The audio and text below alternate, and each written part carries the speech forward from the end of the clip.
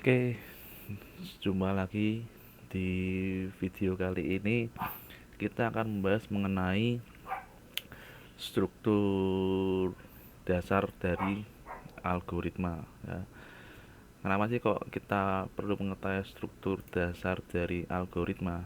Ya, nanti kalau sudah mengetahui struktur dasarnya, asumsinya adalah pembuatan algoritma menjadi lebih tertata, ya, lebih enak, ya, enak dalam artian membuatnya dan juga untuk maintenance-nya, merawat programnya.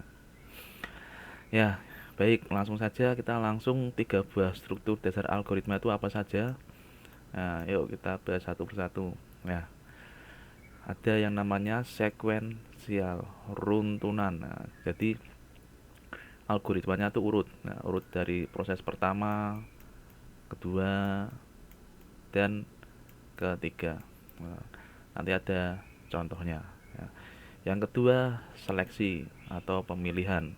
Nah, yang ketiga, pengulangan. Ya. Jadi inti dari pemrograman ini hanya tiga ini ya, sekuensial, seleksi, dan pengulangan. Nah, di video kali ini kita akan membahas yang fokus ke sekuensial dulu.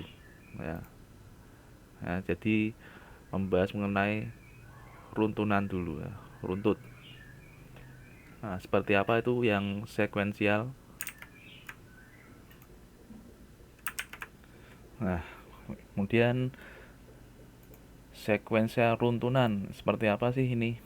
Nah, jadi sesuai namanya ya, sekuensial ini ada urutan ya. Urutannya gimana? Urutan dari setiap langkah ya, langkah pertama, kedua, ketiga, hingga langkah selanjutnya. Ya, jadi tidak hanya dibatasi tiga langkah ya, bisa banyak. Ya. Struktur sekuensial ini prosesnya ya, ini kita menyinggung flowchart juga. Flowchart itu apa? Ya, nanti akan kita buat video khusus. Ya, jadi untuk lambang proses itu flowchart itu lambangnya kotak ini ya, persegi panjang. Ya, di sekuensial ini langkah ketiga tidak bisa dilakukan kalau tidak dilakukan terlebih dahulu langkah yang kedua. Nah, langkah kedua tidak bisa dilakukan jika langkah satu yang dilakukan terlebih dahulu. Apalagi mau melakukan langkah tiga tapi langkah dari langkah satu. Nah, jelas tidak bisa loncat gini, tidak bisa. Tidak memungkinkan. Harus berurutan. Nah, kemudian contoh struktur sekuensial seperti apa? Nah, struktur sekuensial contohnya adalah ini ya. Studi kasus pertama konversi suhu. Nah, yang dari kelihatannya ini di SMP atau SMA ya, ada ya. Bagaimana cara menghitung konversi suhu? Nah, dari F ini maksudnya Fahrenheit menjadi C. C ini Celsius ya. Fahrenheit ke Celsius. Nah, caranya bagaimana? Ya, caranya. Nah, ini kalau ada lambang jejer genjang ini berarti inputan. Nah, jadi menginputkan nilai dari F. Nah, maka tulisannya masukkan F, masukkan nilai yang akan diinput. Misalkan nilainya sekarang misalkan 15 derajat Fahrenheit ya, dimasukkan 15 derajat Fahrenheit. Nah, kemudian ini ada proses. Proses di dalamnya bagaimana? Nah, C Celsius diperoleh dari ya, diperoleh dari Fahrenheit 15 derajat dikurangi 32 ya, dikali 5/9. Nah, jadi bisa dihitung sendiri ya. Berarti F-nya tadi kan 15 kurangi 32 ya. Hasilnya berapa? Hasilnya dikalikan 5/9. Nah, itu proses C. Ya. Proses C ini prosesnya ini nanti disimpan di variabel namanya C. Nah, kemudian langkah selanjutnya adalah menampilkan isi dari variabel C. Nah, lalu cetak variabel C. Hasilnya berapa?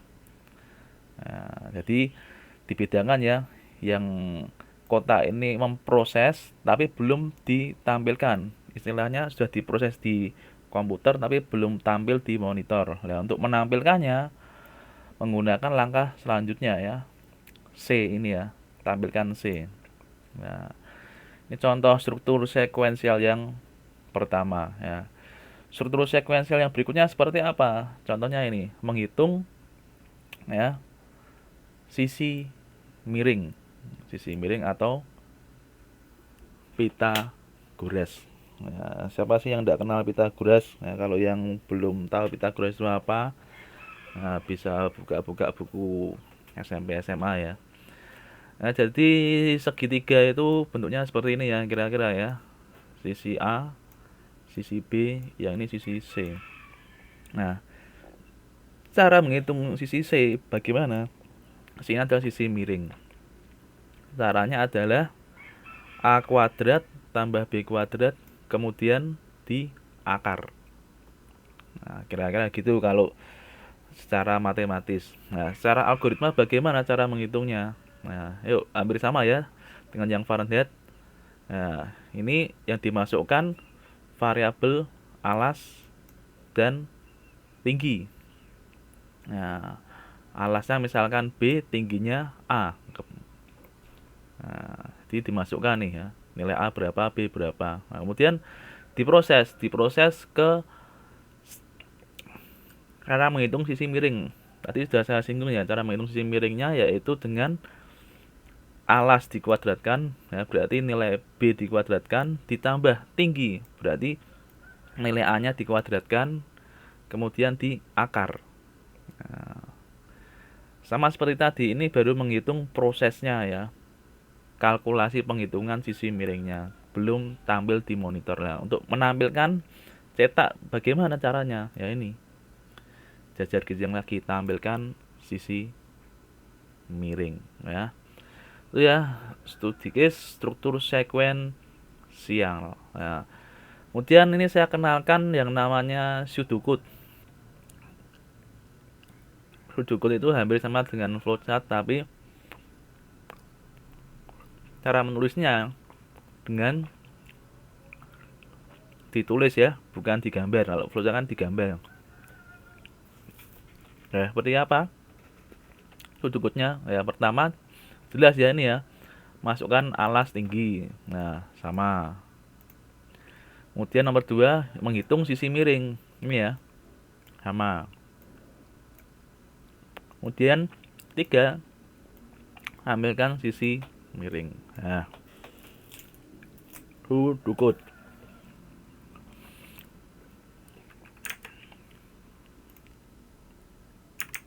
Nah, kemudian kita belajar struktur sekuensial yang contoh struktur sekuensial yang berikutnya. Nah, jadi begini. Ini studi kasus yang ketiga, kita akan menukar isi variabel atau istilahnya menukar isi di dalam kotak. Nah, jadi gini, saya mempunyai dua buah kotak. Ya, ini kotak A, yang ini kotak B. Nah, kotak A isinya 3, kotak B 7. Nah, sekarang kita mau menukar isi kotak. Nah, jadi nanti goalnya kotak A ini isinya 7, kotak B isinya 3. Nah, goalnya itu menukar isi kotak. Nah, gampang ya. Nah, jelas gampang, tapi ada aturannya. Aturannya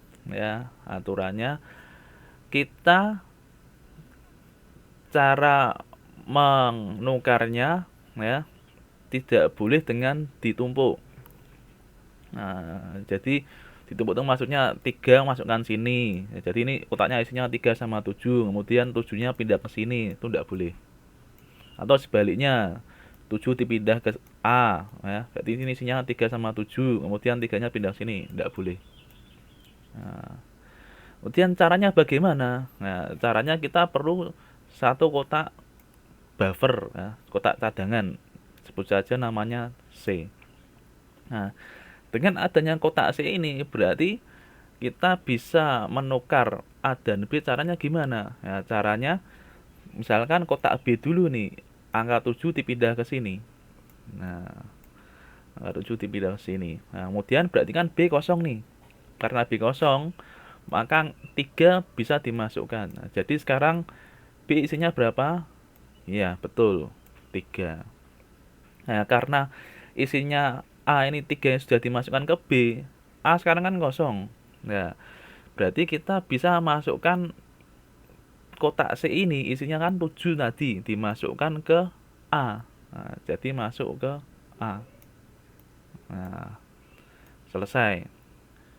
Berarti pertukaran isi kotak berhasil. Ya, sekarang C kosong kembali. Jadi kira-kira gitu algoritma penukaran isi kotak. Nah, bagaimana cara menuliskannya dalam pseudocode? Nah, cara menuliskannya hampir sama dengan tadi ya. Nah, pseudocode ini ya. Caranya adalah masukkan dulu ya A dan B. Ya, ini ya. A dan B diisi dulu ya, sembarang. Yang satu 3, satu 7. Nah, kemudian nomor 2 C diisi A. Nah, C diisi A berarti 3 ini dipindahkan ke C. Nah, sehingga A kosong. Nah, karena A kosong, nomor 3 ini ya, A bisa diisi B. Nah, berarti dari B pindahkan ke A. Sekarang A isinya 7. C isinya 3. B kosong. Karena B kosong, maka nomor 4 B bisa diisi C. Nah, jadi 7 masuk ke B. Maka sekarang B isinya 7. Oh, sorry, maaf ya. C tadi isinya kan dari A, kan isinya 3. Nah, 3 dimasukkan ke B. Nah, jadi sekarang B isinya 3 ya. A isinya 7. Nah, berarti sudah sesuai ya. Nah, sudah ditukar. Nah, A dan B. Nah, lalu tampilkan A dan B. Dari A dan B tadinya 3 sama 7, sekarang sudah berubah menjadi 7 dan 3. Ya. Oke, itu ya struktur sekuensial.